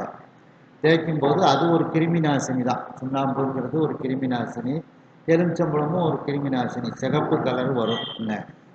குங்குமம் தயாரிக்கிறதே அப்படித்தான் தயாரிப்பாங்க. மஞ்சளையும் சுண்ணாம்பையும் சேர்ப்பாங்க, அல்லது மஞ்சள் கூட இந்த எலுமிச்சம்பழத்தை சேர்ப்பாங்க. மஞ்சளை நல்லா இடித்து காய போட்டு இடித்து அதில் எலுமிச்சம்பழத்தை பிழிஞ்சு விடும்போது சிகப்பு கலராக மாறிடும். சமயத்தில் சில பேர் சுண்ணாம்பு சேர்க்கிறவங்களும் இருக்கிறாங்க. அந்த இது அப்படி அதை காலில் பெண்கள் பூசுவாங்க. அது ஒரு அந்த அம்பிகைக்கு அது அந்த காலை அழகுபடுத்துவது போல ஒரு முறைமை இருக்கின்றது. அப்படி அந்த வாசனை மிகுந்த செம்பஞ்சு, என மஞ்சள் நல்ல வாசனையா இருக்கும், அதனாலதான் வாசனை மிகுந்த அந்த சிவந்த கலவையை பஞ்சில் தோய்த்து காலில் பூசுவார்கள். அந்த குழம்பு எப்படி இருக்குமோ, சிவந்த நிறமாக இருக்குமோ, அது போன்ற தெளிந்த சிவந்த நிறத்தை உடைய குதிரைகள் எல்லாம் அங்கே இருக்கின்றது. அதாவது செம்பஞ்சு குழம்பு போல சிவந்த நிறத்தை உடைய குதிரைகள் இருக்கின்றது. அடுத்து மை, மிகவும் கருமை, மைனா கருமைன்னு அர்த்தம். கரிய மை போன்று, ரெக்கைகளை உடைய குயில் போன்று, சிறைனா ரெக்கைன்னு அர்த்தம், ரெக்கைகளை உடைய குயில் போன்று, கரிய வண்டை போன்று, கார்முகில் கரிய மேகம் போன்று, ஒளி மிகுந்த கருமையான நிறத்தை உடைய குதிரைகளெல்லாம் அங்கே இருக்கின்றது. அடுத்து எரி அழல், நெருப்பு, எரிந்து கொண்டிருக்கக்கூடிய நெருப்பு. அது எப்படி சிவந்த கலராக தங்க கலரா இருக்குமோ அது போலவும், ஆண் உரோசனை, ஆண்னா கோரோசனை, கோரோசனைங்கிறது ஒரு வாசனை திரவியம், அதுவும் ஒரு தங்க கலர்ல இருக்கும். அந்த கோரோசனை எப்படிப்பட்ட நிறத்தை உடையதாக இருக்குமோ அது போன்ற பொன்னிறத்தை உடைய குதிரைகளும் அங்கே இருக்கின்றது அப்படின்னுட்டு அந்த குதிரைகளை எல்லாம் காண்பித்து, இந்த இந்த இப்படிப்பட்ட நிறத்தை உடையது இந்த இந்த குதிரைகள் அப்படின்னுட்டு சுவாமி எடுத்து கூறுகின்றார். தெரிதர வகுத்த இந்நிறம் நான்கும், தெரிதர வகுத்த இந்நிறம் நான்கும், செறிந்தது மிச்சரம் என பேர், செறிந்தது மிச்சரம் என பேர், உரை செய்வர் முகம் மார்பு உச்சி வால் கால் என்று, உரை செய்வர் முகம் மார்பு உச்சி வால் கால் என்று, உரைத்த எட்டு உறுப்பினும் வெண்மை, உரைத்த எட்டு உறுப்பினும் பெண்மை, பிறவியது அட்டமங்கலம் தலைவால், பிறவியது அட்டமங்கலம் தலைவால், வியங்குறம் என்றையும் மூன்றும், வியனுரம் என்றையும் மூன்றும், ஒருவிய உறுப்பு ஓர் ஐந்திலும் வெள்ளை, ஒருவிய ஒரு போர் ஐந்திலும் வெள்ளை, உள்ளது பஞ்ச கல்யாணி, உள்ளது பஞ்ச கல்யாணி. தெரிதர வகுத்த இந்நிறம் நான்கும், எல்லோருக்கும் தெரியக்கூடியதாக வகுத்து சொல்லப்பட்ட இந்த 4 நிறங்கள். இந்த 4 நிறங்களும் நான்கும் செறிந்தது மிச்சரம் என பேர் உரை செய்வர். கலந்து செறிந்து அந்த குதிரையினிடத்தில் இருந்தால் அதுக்கு பேர் மிச்சரம் அப்படின்னுட்டு பெயர் வைத்து உரை செய்வார்கள், அதை கூட்டி அழைப்பார்கள் அப்படின்னுட்டு. அதாவது ஒரே குதிரையில மேலே கூறிய வெண்மை, சிகப்பு, கருப்பு, தங்க நிறம், இந்த 4 நிறங்களும் ஒரே குதிரையில இருந்துச்சுன்னா 4 கலந்து இருக்கு அப்படின்னுட்டு அந்த குதிரைக்கு மிச்சரம் அப்படின்னுட்டு பேரை வைப்பார்கள். முகம், மார்பு, உச்சி, தலை உச்சி, வால், கால் அப்படின்னுட்டு சொல்லக்கூடிய 8 உறுப்பு. இதுல கால்னா 4 காலையும் எடுத்துக்கிடணும், ஏன்னா குதிரைக்கு 4 கால் இருக்குல்ல, அதனால கால் அப்படிங்கிறதுக்கு 4 கால்கள். அப்ப 4 4 8 ஆச்சு. 8 உறுப்புகள்: முகம், மார்பு, உச்சி, வால், 4 கால்கள் என்று உரைத்த 8 உறுப்பினும். இவ்வாறு கூறப்பட்ட 8 உறுப்புகளிலும் வெண்மை விரவியது அட்டமங்கலம், வெண்மை கலந்து இருந்தால் அந்த குதிரைக்கு பேரு அட்டமங்கல குதிரை. 8 இடத்திலும் மங்களமாக இருக்கின்றது அப்படிங்கிறதுனால அந்த குதிரைக்கு பேரு அட்டமங்கலம்னு பேரு. அதாவது ஒரே கருப்பா இருந்தாலும் இந்த முகத்துல கொஞ்சம் வெள்ளை, மார்புல கொஞ்சம் வெள்ளை, உச்சியில கொஞ்சம் வெள்ளை, வால் பகுதியில வெள்ளை, 4 கால்கள்லையும் கொஞ்சம் கொஞ்சம் வெள்ளை, அந்த வெள்ளை நிறம் அந்த இருந்துச்சுன்னா அது எந்த நிறமாகவும் இருக்கலாம், முழுவதும் எந்த நிறமாகவும் இருக்கலாம். 4 நிறங்கள் சொல்லப்பட்டுக்கலாம், அதில் எந்த நிறமாகவும் இருக்கலாம். ஆனால் இந்த பகுதியில் கொஞ்சம் கொஞ்சம் வெள்ளை நிறம் இருந்துச்சுன்னா அந்த குதிரைக்கு பேரு அட்டமங்கலம்னு அந்த குதிரைக்கு பேரு. 8 விதமான மங்களமான ஒரு அமைப்பை உடையது இந்த குதிரை அப்படிங்கிறதுனால அந்த குதிரைக்கு அட்டமங்கலம்னு பேராம். அடுத்து தலை, வால், வியங்குரம், வியன்னா வலிய, புறம்னா மார்பு, அந்த மார்பம், இந்த மூன்றையும் நீங்களாக. முதல்ல 8 சொன்னாங்க. 8 இடத்துலையும் வெள்ளை நிறம் கொஞ்சம் கொஞ்சம் இருந்துச்சுன்னா அதுக்கு அஷ்டமங்கலம்னு பேரு. இப்ப 3 உறுப்புகளை பகுதிகளை விட்டு விடுகின்றார்கள். எது? தலை, வால், அந்த வலிய மார்பு. இந்த மூன்றையும் நீங்களாக, ஒருவிய அப்படின்னா நீங்களாக, இந்த மூன்றிலும் இல்லாமல் உறுப்பு ஓர் 5லும் வெள்ளை உள்ளது பஞ்சகல்யாணி. மீதி இருக்கக்கூடிய 5 உறுப்புலையும் வெண்மை நிறம் இருந்தா அந்த குதிரைக்கு பேரு பஞ்சகல்யாணின்னு பேர். அப்ப மீதி உறுப்பு 5 உறுப்பு எது? முகம், 4 கால்கள். 4 கால்கள் 4 உறுப்பு, முகம் 1. இந்த 5 இதுலையும் வெள்ளை நிறம் இருந்துச்சுன்னா அந்த குதிரைக்கு பேர் பஞ்சகல்யாணின்னு பேரு அப்படின்னுட்டு அந்த அஷ்டமங்கலம் பஞ்சகல்யாணி. பஞ்சகல்யாணி நம்ம அடிக்கடி கேள்விப்பட்டிருக்கோம் குதிரைக்கு. அந்த பஞ்சகல்யாணிக்கும் ஒரு இலக்கணத்தை சொல்றாங்க. முகத்துல வெள்ளை இருக்கணும், 4 கால்லையும் கொஞ்சம் கொஞ்சம் வெள்ளை இருக்கணும். அது அப்படி இருந்தா அந்த குதிரைக்கு பேரு பஞ்சகல்யாணின்னு பேரு. அந்த பேரு அப்படின்னு அந்த குதிரை இலக்கணத்தை எல்லாம் மன்னனுக்கு எடுத்து கூறுகின்றார். சொக்கநாத பெருமான் பாண்டிய மன்னனுக்கு குதிரையினுடைய நிறத்தை எடுத்து கூறுகின்றார். வெள்ளியை போன்றும், முத்துக்களை போன்றும், பால் போன்றும், சந்திரனை போன்றும், சங்கினை போன்றும், வெண்மையான பனி போன்ற நிறத்தை உடைய அந்த வெள்ளை படர்ந்த குதிரைகள் இங்கே இருக்கின்றது. மேலும் மாதுளம் போது அந்த மாதுளை மலர் எப்படி சிவப்பாக இருக்கின்றதோ அந்த சிவந்த நிறத்தை உடையதாகவும், வாசனை மிகுந்த செம்பஞ்சி குழம்பு எப்படிப்பட்ட ஒரு தெளிவான ஒரு சிவந்த நிறத்தை உடையதாக இருக்கின்றதோ அப்படிப்பட்ட சிவந்த குதிரைகள் எல்லாம் இங்கே இருக்கின்றது.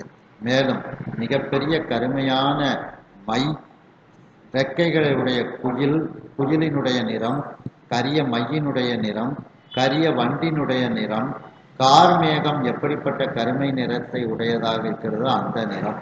இவைகளைப் போல ஒளி மிகுந்த கருமையான குதிரைகள் எல்லாம் இங்கே இருக்கின்றது. மேலும் அந்த எரிந்து கொண்டிருக்கக்கூடிய நெருப்பு, ஏன்னா நெருப்பு அணைஞ்சிருந்துச்சுன்னா புகை தான் வரும். இது எரி அழல் அப்படின்னா எரிந்து கொண்டிருக்கக்கூடிய நெருப்பு எப்படிப்பட்ட சிவந்த நிறத்தை உடையதாக இருக்கிறதோ அது போன்ற ஒரு பொன்னிறம். அப்ப எரி அழல் அப்படின்னா எரிந்து கொண்டிருக்கக்கூடிய நெருப்பை போன்ற பொன்னிறம். ஆண் உரோசனை, கோரோசனை எப்படி அந்த பொன்னிறத்தை போல இருக்கின்றதோ இது போன்று பொன்னிறத்தை உடைய குதிரைகளும் இங்கே இருக்கின்றது என்று நிறத்தை எடுத்து கூறுகின்றார். மேலும் இவ்வாறு எல்லோருக்கும் தெரியுமாறு நான் சொன்ன இந்த நிறங்கள் 4ம் ஒன்றாக கலந்து செறிந்து இருக்கக்கூடிய குதிரைக்கு நிச்சரம் என்று பெயர் வைத்து அதை அழைப்பார்கள். அதாவது ஒரே குதிரையில இந்த 4 நிறங்களும் அங்கே அங்கே பகுதி பகுதியாக இருக்கும். அந்த குதிரைக்கு பேரு நிச்சரம் அப்படின்னுட்டு எல்லோரும் கூறுவார்கள். மேலும் ஒரு குதிரை முழுவதுமாக எந்த நிறத்திலும் இருக்கலாம். ஆனால் அதனுடைய சில பகுதிகளில் சில நிறங்கள் திட்டு திட்டாக இருக்கும் பொழுது அதற்கு வெவ்வேறு விதமான பெயர் சொல்லப்படுகிறது. அதே போன்று ஒரு குதிரையினுடைய முகம், மார்பு, உச்சி பகுதி, வால், 4 கால்கள் என்று இவ்வாறு சொல்லக்கூடிய 8 உறுப்பிலும் வெண்மை நிறம் கலந்து இருந்தால் அந்த குதிரைக்கு பெயர் அஷ்டமங்கலம் என்று பெயர் சொல்லப்படுகிறார்கள்.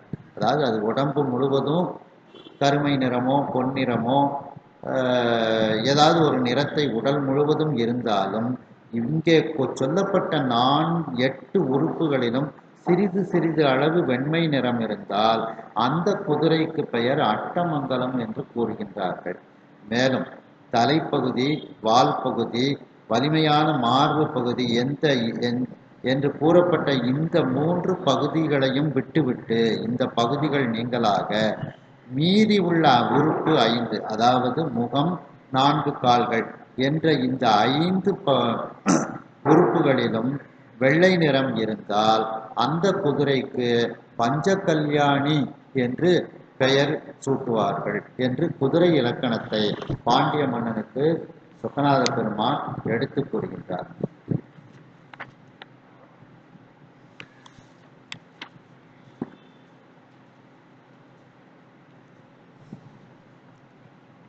அணிகிளர் கழித்தில் வலம் சுழித்து இருந்தால்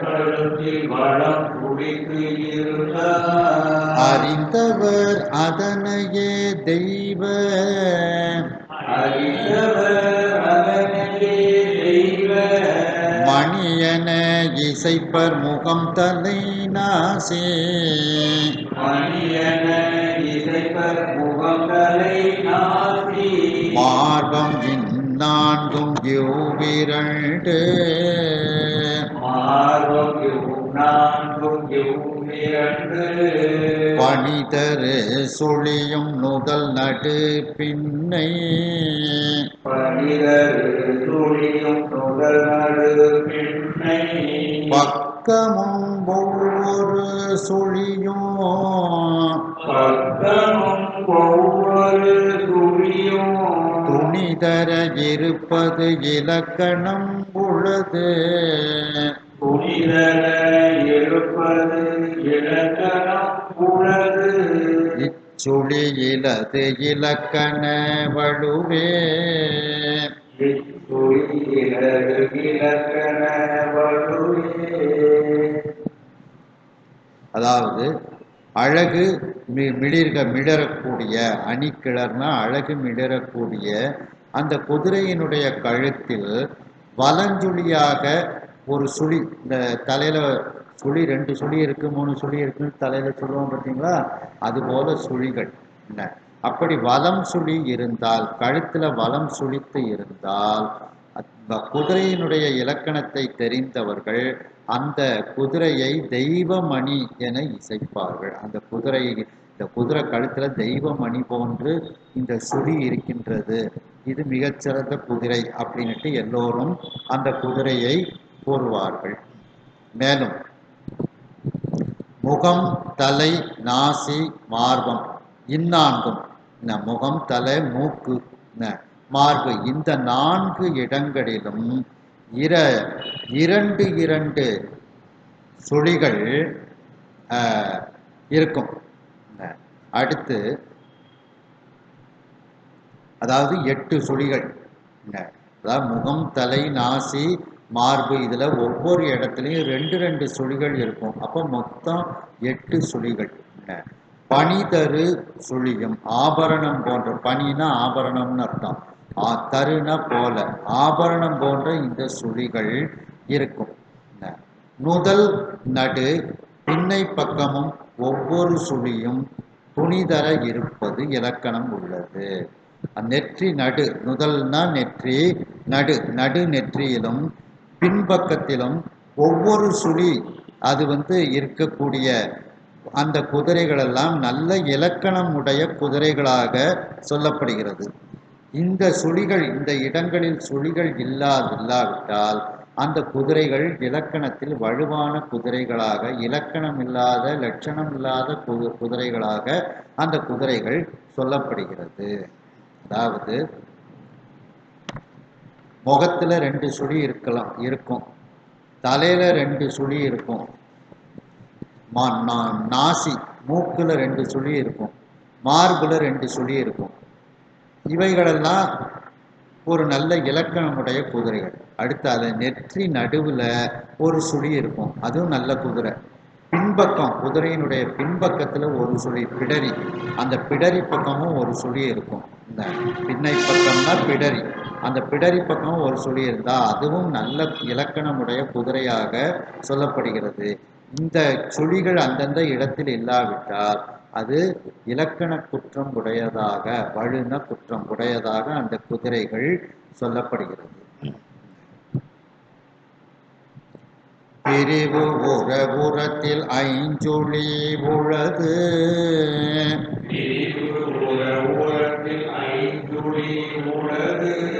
பேர் சிறி வர்ச்சமாம் முதலில்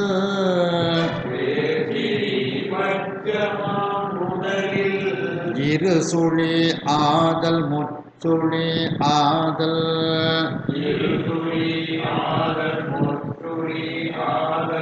இருக்கினும் நன்று அது அன்றே